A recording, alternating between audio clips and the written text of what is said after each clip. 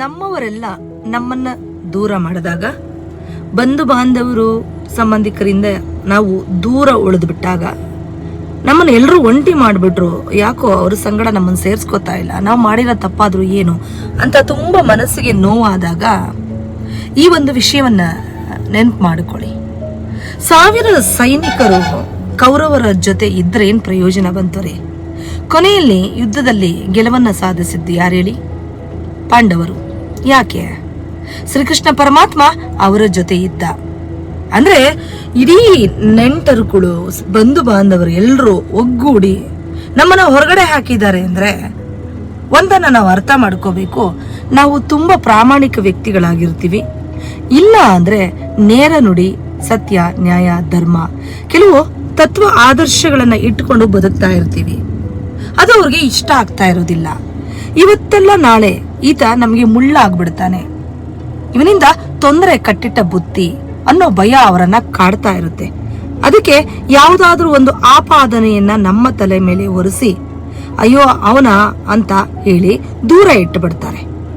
ಆದ್ರೆ ನಾವು ಅನ್ಕೊಳ್ಳೋದೇನು ಅಂದ್ರೆ, ಇಲ್ಲ ನಮ್ಮಲ್ಲಿ ಏನೋ ಒಂದು ನೆಗೆಟಿವಿಟಿ ಇರಬೇಕು, ಅಥವಾ ನಾವು ಯಾರ ಜೊತೆನೂ ಹೊಂದ್ಕೊಂಡು ಹೋಗುವಂತಹ ಸ್ವಭಾವವನ್ನ ಹೊಂದಿಲ್ಲ, ಯಾಕೆ ನಮ್ಮನ್ನ ಎಲ್ಲಾರು ನಿಷ್ಠೂರವಾಗಿ ಕಾಣ್ತಾರೆ, ದೂರ ಇಟ್ಬಿಟ್ಟಿದ್ದಾರೆ ಅಂತ ನೀವ್ ಅನ್ಕೋತೀರ.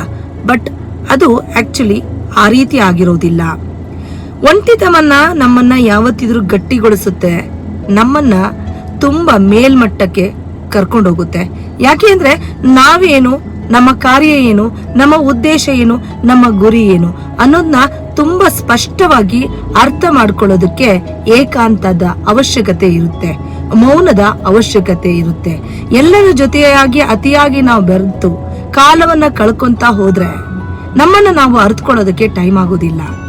ಸೊ ನಮ್ಮಲ್ಲಿ ನ್ಯಾಯ, ನೀತಿ, ಪ್ರಾಮಾಣಿಕತೆ ಇದೆ ಅಂದ್ರೆ ಭಗವಂತನಾದ ಶ್ರೀಕೃಷ್ಣ ಕೂಡ ನಮ್ಮನ್ನ ಕೈ ಹಿಡಿತಾನೆ ಅನ್ನೋದನ್ನ ಮರಿಬೇಡಿ.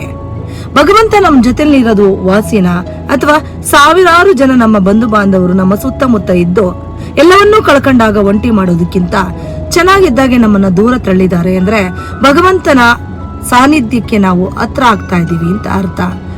ಭಗವಂತನ ಪರಮ ಪ್ರೀತಿಯನ್ನ ನಾವು ಗಳಿಸ್ಕೋತಾ ಇದೀವಿ ಅಂತ ಅರ್ಥ. ಇಷ್ಟಾದ್ರೆ ಸಾಕಲ್ವಾ ಜೀವನದಲ್ಲಿ ಮೇಲ್ ಬರೋದಿಕ್ಕೆ? ಭಗವಂತನ ಆಶೀರ್ವಾದ, ಪ್ರೀತಿ, ರಕ್ಷಣೆ ನಮ್ಮ ಮೇಲಿದ್ರೆ, ನಮ್ಮಲ್ಲಿ ನಿಯತ್ತು ಅನ್ನೋದು ಇದ್ರೆ, ನಮ್ಮಲ್ಲಿ ಚಾಕಚಕ್ಯತೆ ಅನ್ನೋದಿದ್ರೆ, ಕ್ರಿಯಾತ್ಮಕತೆ ಅನ್ನೋದಿದ್ರೆ ನಮ್ಮನ್ನು ಯಾರು ತಡೀತಾರೆ? ನಮ್ಮ ಗೋಲನ್ನ ನಾವು ಮುಟ್ಟೋದಕ್ಕೆ ತುಂಬಾನೇ ಸುಲಭದ ದಾರಿ ಆಗ್ಬಿಡುತ್ತೆ. ಅರ್ಥ ಮಾಡ್ಕೊಳ್ಳಿ, ಒಂಟಿ ಅಂತ ಯಾವತ್ತೂ ಕೊರಗಬೇಡಿ. ಸಾವಿರಾರು ಸೈನಿಕರ ಜೊತೆ ಹೊರಟ ಸೇನೆ ಮಾತ್ರ ಗೆದ್ದಿರ್ತದೆ ಅಂದ್ರೆ ಅದು ಸುಳ್ಳು. ಒಂಟಿಯಾಗಿ ಆತ್ಮವಿಶ್ವಾಸದಿಂದ ಹೋರಾಡುವಂತ ಪ್ರತಿಯೊಬ್ಬ ಮನುಷ್ಯ 100 ಆನೆ ಬಲ ಇದ್ದ ಹಾಗೆ. ನಮ್ಮನ್ನ ನಾವು ಅರ್ಥಕೊಳ್ಳೋಣ, ನಮ್ಮಲ್ಲಿರುವಂತಹ ಪಾಸಿಟಿವ್ ಮೈಂಡ್ ಸೆಟ್ ಅನ್ನ ನಾವು ಜಾಗೃತಗೊಳಿಸ್ಕೊಳ್ಳೋಣ.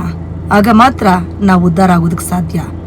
ಒಂಟಿತನ ನಮ್ಮ ಶಕ್ತಿ, ನಮ್ಮ ಅಳಲಲ್ಲ. ಹೌದಲ್ವಾ? ಶೇರ್ ಮಾಡಿ.